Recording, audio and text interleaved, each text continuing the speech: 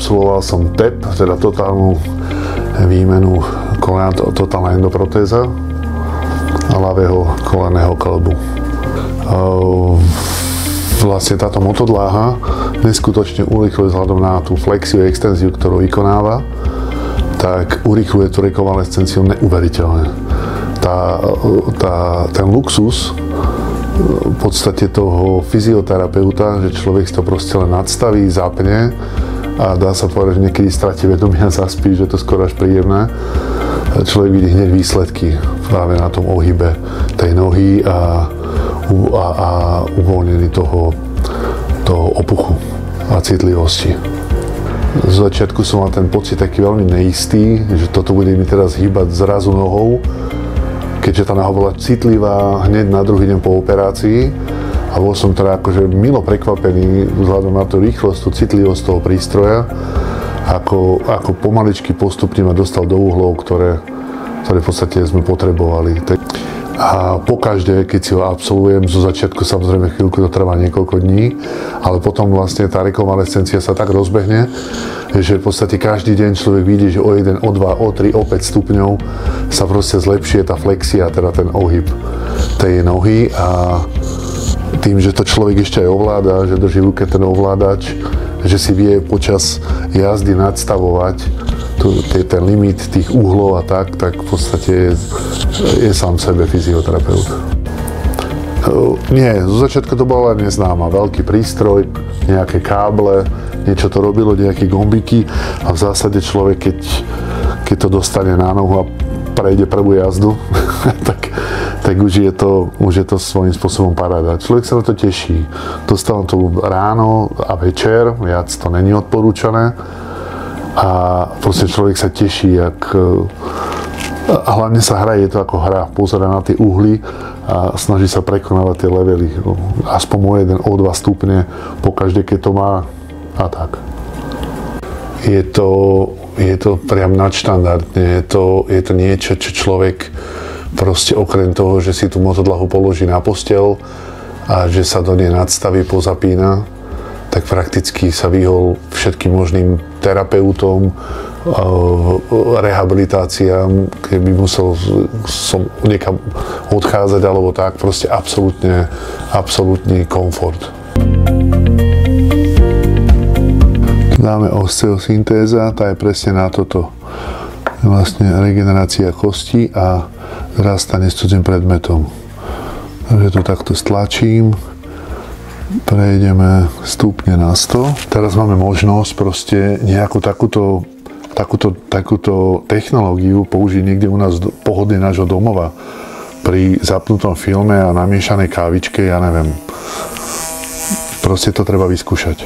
Vždycky lepšie ako si dať tabletku proti edémom a ležať v posteli a čakať, kedy sa vlastne noha vylieči. Jedno jediné úskalie, ktoré je časté, a to musím povedať zvláštneho používania, je voda. A to vysvetlím. Tento oscilačný efekt sa vlastne vzniká na základe toho, že povrch pokožky je absolútne suchý, preto používame ten púder. Jediný vinyl, dá sa povedať, tento vinyl má schopnosť tej oscilácie, čiže tento zvuk, ktorý tu je len možný za predpokladu toho, že tá povrch tej pokožky je suchý. Po aplikácii tohto oscilátora využíval som ho častejšie aj vo svojej práci. Tak videl som, aké robí mohovské zmeny, napríklad lymfodrenážnu masáž, ktorú som absolvoval s týmto prístrojom a mojom klientovi. No predtým, keď som robil manuálnu lymfodrenáž, tak odvodenie toho pacienta bolo nejakých 4,5-5 deci, čo z neho odišlo formou moču. Keďže som zapojil tento oscilátor a robil som lymfodrenážnu masáž pomocou oscilátora a nielen teda tejto membrány, ale celých rukavíc, čiže som vedel som používať tie ruky na manuálnu lymfodrenáž za pomoci oscilátora, tak sa odvodenie od pacienta zvýšilo až na 1,1 litra. Takže toto je noha pre kompresnou chladovou terapiou. Aplikujeme podložku, teda formou nejakého elastického obväzu. Úplne nám stačí jedna vrstva. Jemne obopneme nohu, aby nám nedošlo k omrzline a k poškodeniu povrchu pokožky alebo tak.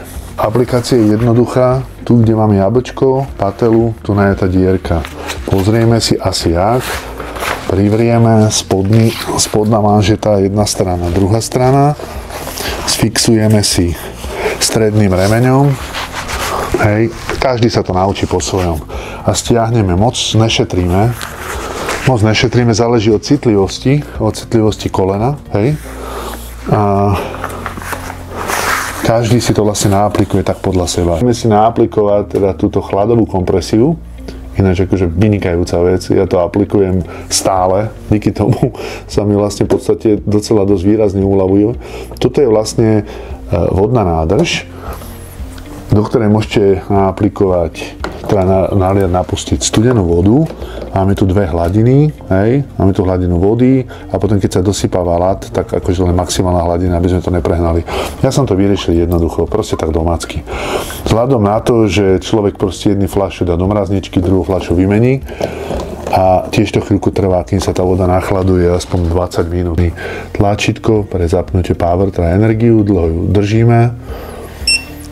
Prístroj sa nám zapne, manžetu už máme naaplikovanú a potom tu máme tlak. Máme malý, stredný a veľký tlak, vysoký, toto máme malý tlak a potom tu máme minutáž. Čiže tu máme nízky tlak 20 minút, ohľadko plus, minus, môžeme si ho dať na 40, na 60, potom máme stredná úroveň na 20, 40, 60 a potom máme najsilnejšia úroveň tlaku v 20, 40 a 60 minútach. Stlačíme tlačítko play, teda zapnúť a už nám vlastne prúdi voda, ovopína stlačená v tlaku manžeta dokola celú nohu a chladí. Úžasné na tejto chladovej terapie je absolútne ľahká aplikácia s tým, že po operácii v noci stúpa sedimentácia, opuch a tá noha bolí. Nejedenkrát sa mi stalo, že som bol ochotný v noci sa zdvihnúť, presunúť sa k tomuto prístroju, naaplikovať, láhnuť si povedzme na gauč a v noci ráno o 1:00 proste absolvovať túto terapiu až do spánku, keď sa mi absolútne uľavilo. No, samozrejme, že zníži sa tam sedimentácia, hneď sa zníži aj bolesť a zníži sa aj opuch. To je jedna z vecí, ktoré som skoro, čo sa týka tejto diagnózy, priam závislý na tejto manžete. Je úžasná. Krásne je tá patela, to jablčko vidieť. Tu je trošku nadraté. Noha je ľadová. Trochu jeden ustúpil.